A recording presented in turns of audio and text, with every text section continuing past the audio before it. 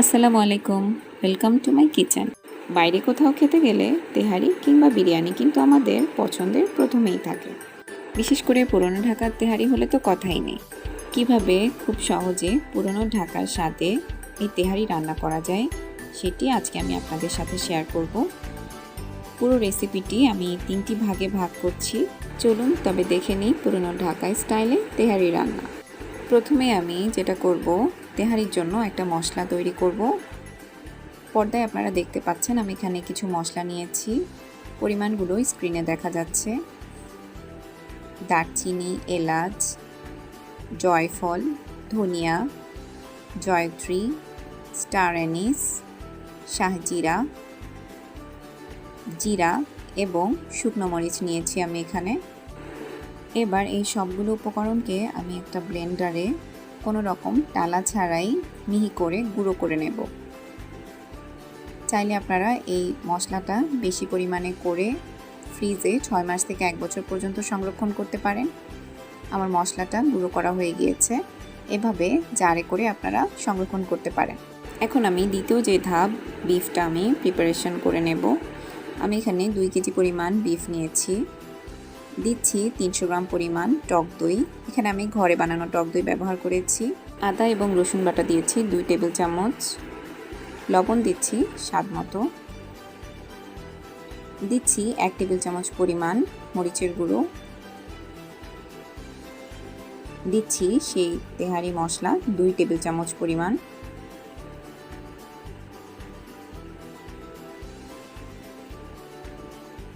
এখন 20টি কাঁচামরিচ, 10টি আলমন্ড এবং 4 টেবিল চামচ পোস্ত দানা আমি এভাবে ব্লেন্ড করে নিয়েছি। এবার সবগুলো উপকরণকে খুব ভালোভাবে ম্যারিনেট করে আমি 1 ঘন্টার জন্য রেস্টে রাখবো। এখন একটি প্যানে আমি 1.5 কাপের মতো সরিষার তেল ব্যবহার করছি। এখানে আমি পুরো রান্নাটাই সরিষার তেলে করব। দিচ্ছি 2 কাপ পরিমাণ পেঁয়াজ কুচি।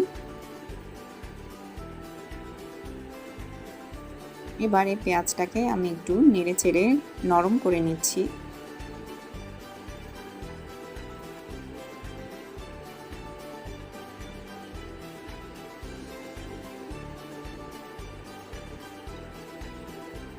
এখন এতে দিয়ে দিচ্ছি 2টো তেজপাতা,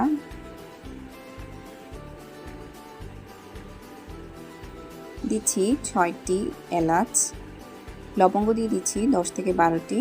এখন সেই ম্যারিনেট করা মাংসটা আমি এর মধ্যে দিয়ে দিচ্ছি। এখন মাংসের পানিটা শুকানো পর্যন্ত আমি ঢাকনা দিয়ে কিছুক্ষণ রান্না করব। বাদ পড়ে যাওয়া দারচিনি আমি এখন দিয়ে দিচ্ছি এখানে 4 টুকরো। এবার আমি এটাকে ঢাকনা দিয়ে পানি শুকিয়ে আসা পর্যন্ত রান্না করব।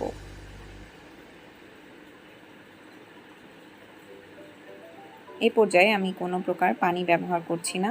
মাংস থেকে যে পানিটা বের হবে এবং টক দই যে পানি, এই পানিতেই মাংসটা আস্তে আস্তে সিদ্ধ হওয়ার জন্য ঢেকে কিছুক্ষণ অপেক্ষা করছি।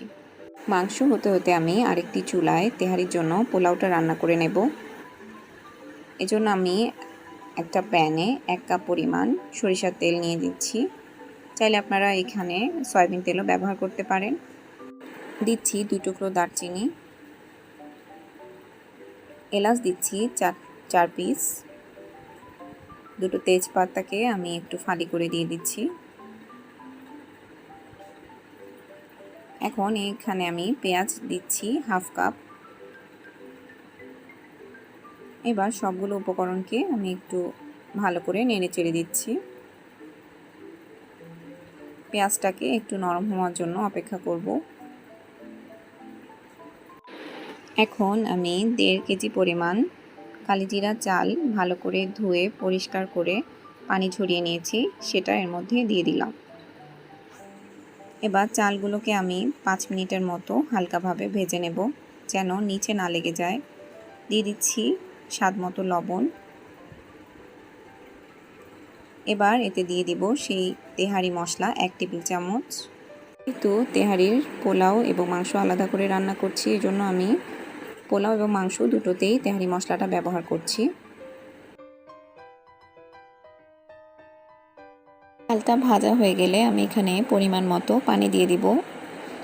পানির পরিমাণটা আমি এখানে বলছি না, কেননা পুরনো চাল কিংবা নতুন চাল ভেদে পানি কিছুটা কম বেশি হতে পারে। তবে চালটা শক্ত রয়ে গেলে সেক্ষেত্রে গরম পানি ব্যবহার করতে হবে। দিয়ে দিচ্ছি 8-10টার মতো কাঁচামরিচ। স্বাদ বাড়ানোর জন্য আমি এখানে 1 চা চামচ পরিমাণ চিনি ব্যবহার করছি। এবার চালটাকে একটু ভালো করে নেড়েচেড়ে আমি এটাকে ঢেকে রাখবো। এ পর্যায়ে চুলার জালটা লো মিডিয়ামে থাকবে। পানিটা এভাবে হালকা একটু ফুটে উঠলে অল্প একটু নাড়াচাড়া করে দেব। এখন এটাকে ঢাকনা দিয়ে একদম লো হিটে কিছুক্ষণ রান্না করছি। 15 মিনিট পরে দেখা যাচ্ছে পানিটা অনেকটাই শুকিয়ে গেছে। এবার আবার একটু নেড়েচেড়ে দিচ্ছি। এই বারবার নাড়াচাড়ার কারণ হচ্ছে পোলাওটা যাতে নিচে লেগে না যায়।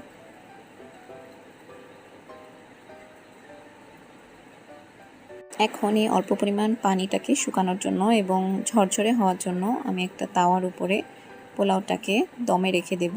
ওটা আমার রেডি হয়ে গেছে। এবার দেখে আসছি মাংসটার কী অবস্থা। মাংস থেকে বেশ খানিকটা পানি বের হয়েছে। এবার মাংসটা একটু নেড়ে চেড়ে দিচ্ছি। এখন ঢেকে পানিটা শুকিয়ে আসা পর্যন্ত অপেক্ষা করছি। পানিটা অনেকটাই শুকিয়ে গেছে। পুরোপুরি শুকিয়ে আসা পর্যন্ত অপেক্ষা করব।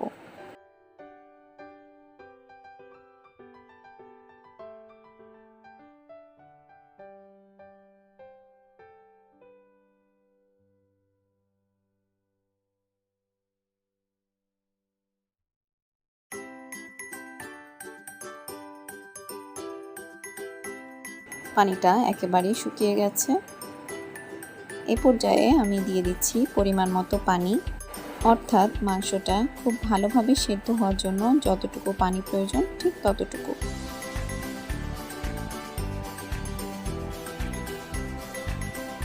এখন এটাকে ঢেকে আমি 40 মিনিট থেকে 1 ঘন্টার জন্য রান্না করছি।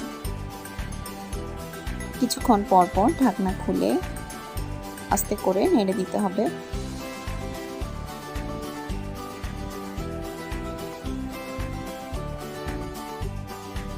মাংসের পানিটা যখন একেবারেই শুকিয়ে যাবে তখন আমি এতে দিয়ে দিচ্ছি 1 চা চামচ পরিমাণ কেওড়া জল। এবার চলে যাচ্ছি সবচেয়ে শেষে যে পার্টটা আছে অ্যাসেম্বল। এখন পোলাও এবং মাংসকে আমি খুব ভালোভাবে মিশিয়ে নিচ্ছি।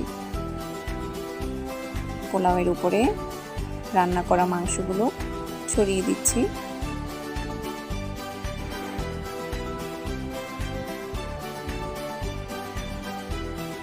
মাংস আর পোলাওটাকে এখন খুব ভালোভাবে নেড়েচেড়ে মিশিয়ে নেব। তৈরি হয়ে গেল পুরনো ঢাকার স্টাইলে মজাদার সুস্বাদু তেহারি। এবার তবে নিজেরাও ট্রাই করে দেখবেন এবং কেমন হলো সেটা আমাকে কমেন্ট বক্সে অবশ্যই জানাবেন।